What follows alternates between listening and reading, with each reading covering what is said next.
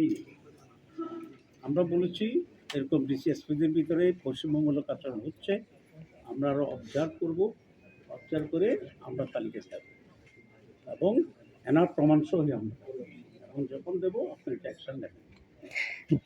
2 নম্বর হচ্ছে তারেক সাহেবের সাথে আমাদের কোনো ফর্মাল বৈঠক হয় না। ম্যাডামের মৃত্যুর পরে ওনাকে আমরা শোক জানাতে গিয়েছিলাম, মানে আমাদের প্রধান সচিব ছিল, আমারও যাওয়ার কথা ছিল কিন্তু আমার শরীরটা ভালো ছিল না, এবং সেখানে সৌজন্য সাক্ষাৎ হয়েছে, আলোচনা হয়েছে। বাইদি ভাই আমরা যেটা বলেছি, আমি যেটা বলেছেন সেটা হচ্ছে নির্বাচনের পরেও রায় যেই হোক আমরা সবাই একে অন্যকে মেনে নেব, রায়কে যদি সুষ্ঠু নির্বাচন।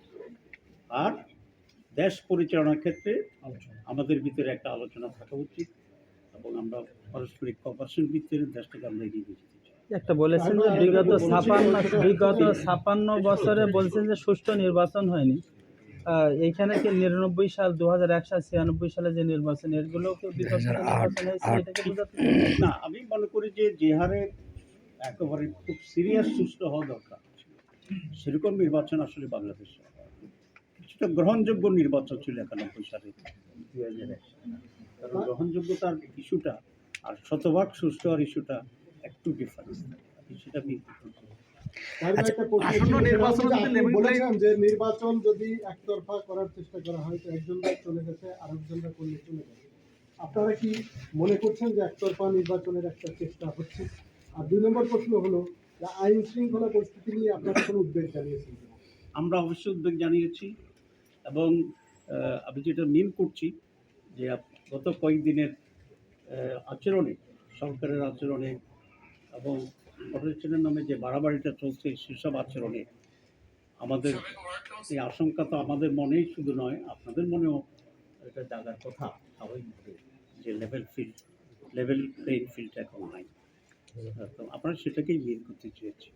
আর আমি যেটা বলছি যে এই পরিণতিটা তো ঠিক না। আজকে ধরেন জামাত যদি এটা করে, জবরদস্তি করে তাহলে তো আমরা ইতিহাস দেখছি যে টিকতে পারে নাই, কিছু সময়ের জন্য টিকছে। তো জামাত তো আউট হয়ে যেত এই দেশ থেকে, এরকম আউট হয়ে যেত তো আর রাজনীতি থাকবে না। আমি ওটাকেই একটু স্যাটার করে এই ভাষায় কথা বলছি। কিছু দ্বৈত নাগরিকদের বিষয়ে কথা বলেন, কয়েকটা প্রার্থীর বিষয়ে, এগুলো কি সুনির্দিষ্ট তাদের বিরুদ্ধে কোনো আপিল আপনারা দায়ের করছেন? আমরা এখন আপিল চলছে আর কি। হবে না, আপিল হবে যে কনস্টিটিউয়েন্সি সেই এলাকার সংক্ষুব্ধ যারা তারা প্রার্থীরা করবে।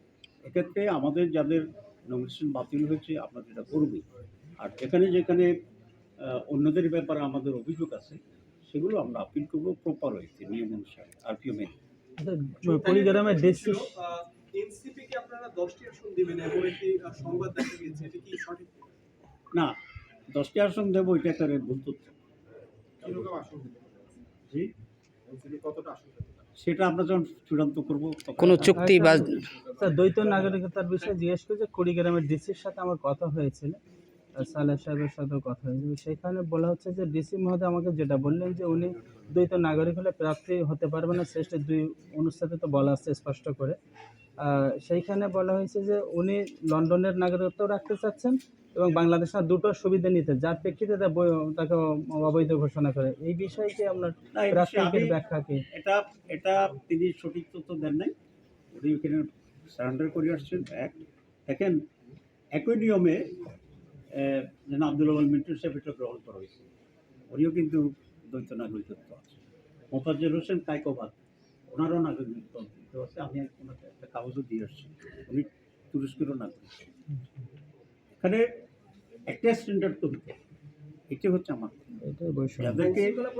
যাদেরকে অ্যাকসেপ্ট করা হয়েছে তাহলে কিসের বিকল্প, যাদেরকে রিজেক্ট করা হয়েছে কিসের। আজ এখানে খুব স্পষ্ট, এখানে বৈষম্যটার কথা বলছি, এবং বৈষম্যটা হচ্ছে এই জন্য যে ওই সমস্ত জায়গার ডিসিদের মানসিকতার কারণে, যারা একটা পলিটিক্যাল পার্টিকে বিলং করে এবং কাউকে পছন্দ করতে চায়, তারা চেষ্টা করছে এটা করার জন্য। আপনারা খুব প্রসিদ্ধ এই কথাটা জানেন, একটা গ্লাসের যদি অর্ধেক পানি থাকে আর অর্ধেক খালি থাকে, আপনি এটা দুইভাবেই নিতে পারেন। এই গ্লাসটা অর্ধেক খালি, এটা সঠিক কথা, গ্লাসটি অর্ধেক ভর্তি, সঠিক কথা। এখন কোনটাকে আপনি নেবেন এটা নির্ভর করে আপনার মানসিকের উপরে, আপনি কি নেগেটিভ অ্যাটিটিউডের মানুষ না আপনার পজিটিভ।